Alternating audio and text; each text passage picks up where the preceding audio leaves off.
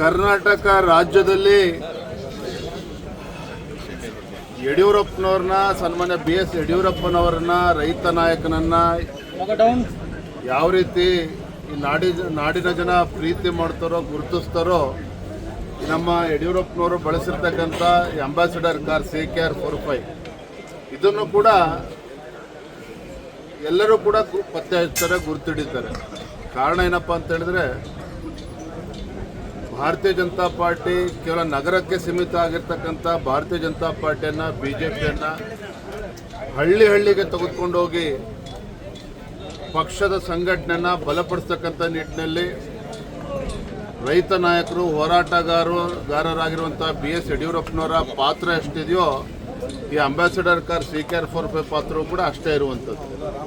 ಯಡಿಯೂರಪ್ಪನವರು, ಅನಂತಕುಮಾರ್ ಅವರು, ಶಂಕರ್ ಮೂರ್ತಿಗಳು, ಅನೇಕ ಹಿರಿಯರು ಇದೇ ಅಂಬಾಸಿಡರ್ ಕಾರ್ನಲ್ಲಿ ರಾಜ್ಯಾದ್ಯಂತ ಪ್ರವಾಸ ಮಾಡಿ ಆ ದಿನಗಳು ಹೇಗಿತ್ತು ಅಂತ ಹೇಳಿದ್ರೆ ಗುಂಡಿಗಳು ಇರ್ತಾ ಇರ್ತವೆ ವಿನಃ ರಸ್ತೆಗಳು ಯಾವಲ್ಲೂ ಕೂಡ ಸಿಗ್ತಾ ಇರಲಿಲ್ಲ. ಅಂಥ ಕೆಟ್ಟ ಪರಿಸ್ಥಿತಿಯಲ್ಲೂ ಕೂಡ, ಅಂಥ ದುಸ್ಥಿತಿಯಲ್ಲೂ ಕೂಡ ಮತ್ತು ಯಡಿಯೂರಪ್ಪನವರಿಗೆ ಒಂದು ಶಕ್ತಿಯನ್ನು ತುಂಬಿರ್ತಕ್ಕಂಥದ್ದು ನಮ್ಮ ಈ CKR45. ನಮ್ಮ ಶಂಕರಣ್ಣ ಅವರು ಇಲ್ಲೇ ಇದ್ದಾರೆ, ಅವರು ಕೂಡ ಎಲ್ಲಿದ್ದಾರೆ ಶಂಕರ್ ಅವರು ಕೂಡ 16 ವರ್ಷ ಸ್ಟಾರ್ಟಿಂಗಲ್ಲಿ ಏನು ಅಂತ ಹೇಳಿದ್ರೆ ನಾಯಕ್ ಅಂತ ಒಬ್ಬರಿದ್ರು ದಕ್ಷಿಣ ಕನ್ನಡದವರು, ಅವರು ಚಾಲಕರಾಗಿ ಬಂದರು. ತದನಂತರದಲ್ಲಿ ನಮ್ಮ ಮಂಜಣ್ಣ ಅಂತ ಈಗಲೂ ಕೂಡ ನಮ್ಮ ಜೊತೆಲಿ ಇದ್ದಾರೆ, ಕುಟುಂಬದ ಸದಸ್ಯರಾಗಿದ್ದಾರೆ.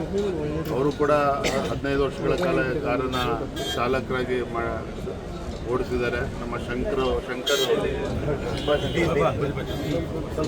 ಅವರು ಕೂಡ ಸುಮಾರು 8 ವರ್ಷಗಳ ಕಾಲ ತಂದೆಯವರ ಸಾರಥ್ಯ ಆಗಿರ್ತಕ್ಕಂಥವ್ರು. ಬಟ್ ಇವತ್ತು ಕೂಡ ನೆನಪಿದೆ, ಒಂದ್ಸಲ ಸನ್ಮಾನ್ಯ ಯಡಿಯೂರಪ್ಪನವರು ಮುಂಜಾನೆ ಬೆಳಗ್ಗೆ 5 ಗಂಟೆಗೆ ಶಿವಮೊಗ್ಗದಿಂದ ಬೆಂಗಳೂರು ಹೊರಟಿದ್ರು. ನಾಯಕ್ ಅಂತ ಏನಿದ್ರು ಚಾಲಕರು ಅವರೇ ಇದ್ರು, ಸಾರಥಿ. ಯಡಿಯೂರಪ್ಪ ಒಬ್ಬರೇ ಇದ್ದು ಹಿಂಗಡೆ ಬೆಳಗ್ಗೆ 6-6:30 ಪತ್ರಿಕೆ ಓದ್ತಾ ಇದ್ರು. ಆ ಟೈಮಲ್ಲಿ ಕಾರು ಟಾಪಲ್ ಆಗಿತ್ತು, ಅದು ಯಾರಿಗೂ ಏನು ತೊಂದರೆ ಆಗಿರಲಿಲ್ಲ. ಅದೊಂದು ಘಟನೆ ಬಿಟ್ಟರೆ ಮತ್ತು ಯಾವತ್ತೂ ಕೂಡ ತಂದೆಯವರು ತೊಂದರೆನೂ ಆಗಿರಲಿಲ್ಲ. ಆ ರೀತಿ ಭಾಳ ಸುರಕ್ಷಿತವಾಗಿ ತಂದೆಯವ್ರನ್ನ ಇಡೀ ರಾಜ್ಯಾದ್ಯಂತ ಬಳಕೆ ಮಾಡಿರ್ತಕ್ಕಂಥ ಕಾರು. ರಾಜ್ಯದ ಜನ ಯಡಿಯೂರಪ್ಪನ ಎಷ್ಟು ಪ್ರೀತಿ ಮಾಡ್ತಾರೋ ನಮ್ಮ CKR45 ಕೂಡ ಅಷ್ಟೇ ಪ್ರೀತಿಯನ್ನು ಮಾಡುವಂಥದ್ದು. ಹಾಗಾಗಿ ನಮ್ಮ ಕಾರ್ಯಕರ್ತರ ಅಪೇಕ್ಷೆನೂ ಕೂಡ ಇತ್ತು, ಇವತ್ತು ಇರಬೇಕು. ಆದರೂ ಕಾರ್ಯಕ್ರಮದ ಕೇಂದ್ರ ಬಿಂದು ಇವತ್ತು ಯಡಿಯೂರಪ್ಪನವ್ರು ಬಿಟ್ಟರೆ ಇದು CKR45. ಎಲ್ಲರೂ ಕಾರ್ಯಕರ್ತರು ಭಾಳ ಪ್ರೀತಿಯಿಂದ ಅಭಿಮಾನದಿಂದ ಫೋಟೋನು ಕೂಡ ತೆಗೆಸ್ಕೊಳ್ತಾ ಇದ್ದಾರೆ.